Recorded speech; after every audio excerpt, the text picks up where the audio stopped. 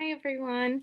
So today I'm going to be talking about my discovery topic for motor speech, which is Sidman's chorea. I'm going to share my screen.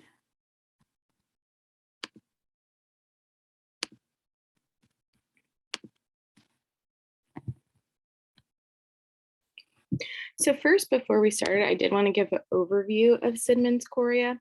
So Sidman's chorea is a rare neurological disorder in which it is characterized by sudden onset of chorea. It occurs from an infection with group A beta hemolytic streptococcus. I hope I said that right. And it derives from a rheumatic fever.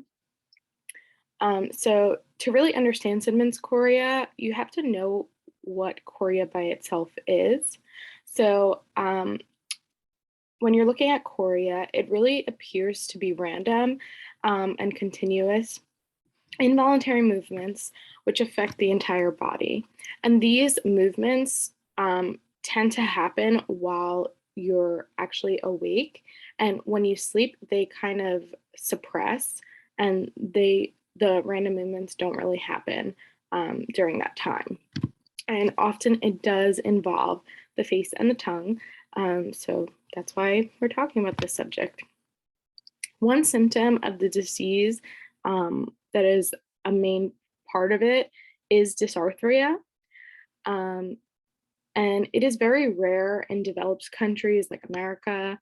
However, it can still be found in developing countries, as you'll see as we go through the presentation. And it can last anywhere from weeks to about 6 months. However, it is curable. So with medicine, it can resolve itself. Also, just so you know, it's typically seen in younger children below the age of 18. So as I was preparing for this project, there is really little to no research on the speech and language part of Sidman's chorea, but I did find some information that I think would be really useful to know and I thought was very interesting. So in Saudi Arabia, there was a 12-year-old girl who was brought to the pediatric hospital, and she was having involuntary abnormal movements, which had worsened over the onset of them. And these movements involved her extremities and as I'm so sorry, as well as her face.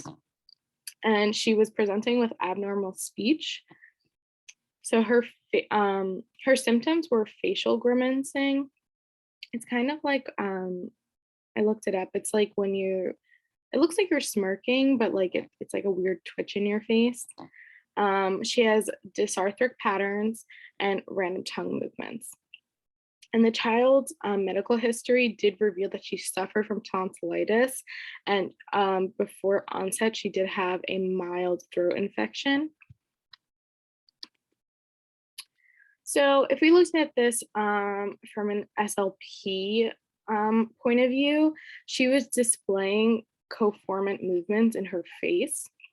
However, all her cranial nerves were intact upon examination.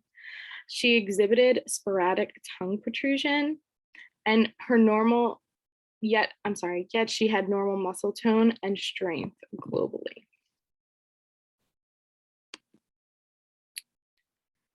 And then moving on to a study that was done in Italy. And in this study, there was 171 participants who were all under the age of 18. And this data came from 17 different pediatric centers in Italy. It was found that 151 participants who they had collected the motor speech data on, 92 of them, or about 60%, had further neurological symptoms when they experienced Sidman's chorea. So those symptoms included the topmost percentage was dysarthria and speech difficulties was the most common at 54%. Dysgraphia was 33%. Lingual dystonia was 27%. Muscle weakness, 17% of them experienced that. And dysphagia, 11% of them experienced that. So there wasn't much on treatment for Sidman's chorea. A lot of it was medical. And again, the research was so slim on this speech aspect of it. I was only really able to find their most recent treatment. So in one study, researchers looked at multiple patients. I think it was about 6, with different subtypes of chorea, who were to be treated with corticosteroids to look for improvement in their speech, in their random involuntary movements.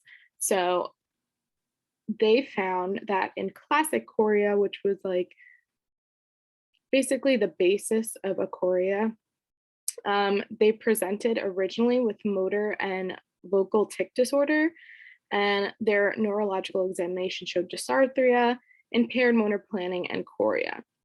And then they were in the hospital for about a week on IV methylene pedocilone, oh my gosh, I'm so sorry, whatever that word is, and oral disflaticort.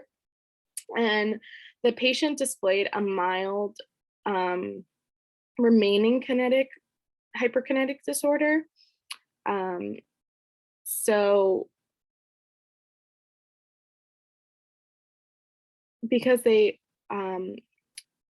saw that, they were able to normalize it, and he did not relapse in the 4-year follow-up. In chorea paralytica, the participant exhibited facial grimacing, dysarthria, hypotonia, which actually occurred due to the original treatment of medication they were giving, and motor impersistence. And her initial treatment wasn't effective due to medical complications, but the participant was put on the same medication as the previous classic chorea for 5 days of the IV. And then the oral medicine they were put on for 3 months. And over the following month, she showed gradual improvement, and 45 days after her initial onset, her neurological exam returned to normal. So she was noted to have no relapse in the 6-year follow-up. And that's also important to note too, like Sidman's chorea, it's not so common to get it again. However, if a child gets it pretty young, they can develop it again. So something to note, but apparently when looking at the results of this medication and this combination for patients, they've had really good success with them not getting Sidman's chorea again. So overall, researchers concluded that in both long-term and short-term cases, the corticosteroids were effective in the treatment of Sidman's chorea. And here are my references. Okay, thank you so much for watching. Can't wait to hear yours, guys, and I hope you have a good day. Bye.